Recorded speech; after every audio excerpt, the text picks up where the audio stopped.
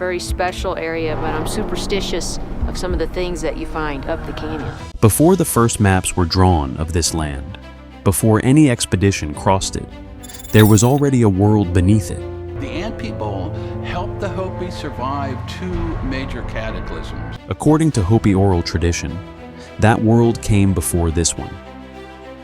Oral historians describe it as a physical, structured place beneath the ground, passed down consistently through generation after generation of the same clans. Hopis believe that these springs can serve as breathing holes. You know, they're taking in the moisture from the atmosphere and reissuing it back out. In that earlier world, humanity was not alone. The Hopi call the beings who live there the Anu Sinom, the ant people. These are not tales about insects. They are descriptions of beings who were not human, who lived inside chambers cut into the rock long before there were people on the surface to name them. 3 times, according to the tradition, the world above was destroyed. Fire consumed it once, ice sealed it once, water swallowed it once. The first world ended with fire. The second world ended with ice. The third world ended with a great flood.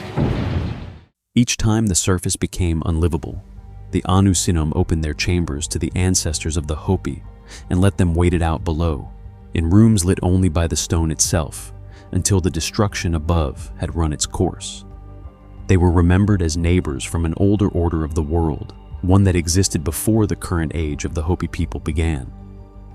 When the ancestors finally emerged into this world, through an opening the Hopi call the Sipapu, near where the Little Colorado meets the Colorado River, the Anu Sinom did not follow them to the surface. According to the tradition, they stayed below. That is where the story would end, if it were only a story passed between generations. It is not the only account of a hidden world beneath the Grand Canyon. On April 5, 1909, the Arizona Gazette ran a front-page article under the headline, "Explorations in Grand Canyon." It followed a smaller notice published on March 12th of the same year. The article described an explorer named G.E. Kincaid, who claimed 30 years of work for the Smithsonian Institute.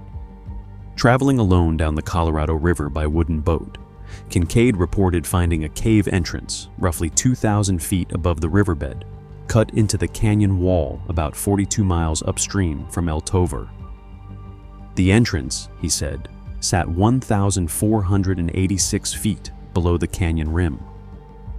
Inside, a main passage led to rooms branching in several directions, 2 of which had been explored to depths of 854 and 634 feet. The Gazette reported that a Smithsonian archaeologist named Professor S.A. Jordan had joined the site, financed by the institution, and that both men believed the builders were of Oriental origin, possibly linked to ancient Egypt. Photographs were taken, the article claimed. Artifacts were cataloged. A team was being assembled to expand the excavation. Then the coverage simply stopped. Nothing about the site appeared in print again, not in the Gazette, not in any museum record, not in a single follow-up report anywhere in the country. For most of the past century, the story has been treated as settled. Historians and folklorists generally classify the Kincaid account as a fabrication, dressed up with real institutions and invented names. That classification is not unreasonable. No public record confirms that Kincaid or Jordan ever existed outside the pages of the Gazette. But the article was never disproven in 1909, only abandoned. No retraction appeared in the paper. No official body opened an inquiry. 91 years passed before any institution with the authority to settle the question weighed in. The Smithsonian Institution eventually responded to the story directly. In a written reply issued in 2000, the institution's Department of Anthropology stated that it had searched its files and found no mention of a Professor Jordan, no mention of Kincaid, and no record of a lost civilization of Egyptian origin in Arizona. That answer closes one question and opens another. If the expedition never happened, why would a small Phoenix newspaper invent exact measurements, named institutions, and a scientist's title, only to abandon the story days later without explanation. If it did happen, in some form the newspaper only partly understood, why did the trail stop so completely that not even the Smithsonian's own archives carried a trace of it?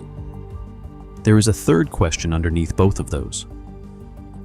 The chambers Kincaid described sit in the same canyon, at a depth the Hopi have spoken of for longer than any newspaper has existed. Could this be the same underground world their tradition describes?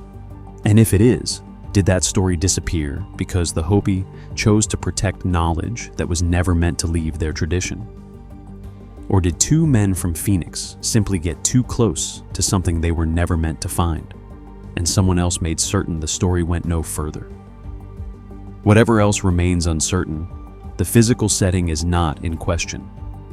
The Redwall limestone, the rock layer running through much of the Grand Canyon at roughly the elevation Kincaid described, is known to contain extensive karst cave systems, carved out over millions of years by water moving through soluble rock. Large sections of that network have never been fully surveyed. The federal government's own 2023 documentation of the region, prepared for a nearby monument designation, describes hundreds of these karst features still being cataloged today. None of this confirms that Kincaid's chambers exist.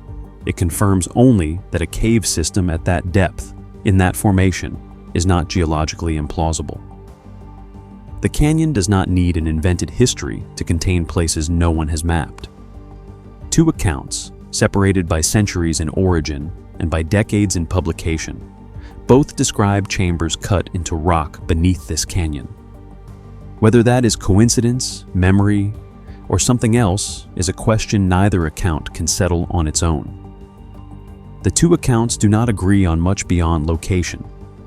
The Gazette described a civilization, builders working in copper and stone, migrants who left behind statues and hieroglyphs. Hopi tradition describes something else. The Anu Sinom are not remembered as a civilization that arrived from elsewhere. They are remembered as beings who were already there, part of an older order of the world that existed before the current one began. A newspaper story about lost migrants and an oral tradition about beings from an earlier world diverge exactly where they would need to align for either one to confirm the other. Today, the Grand Canyon draws close to 6 million visitors a year, most of them never leaving the rim.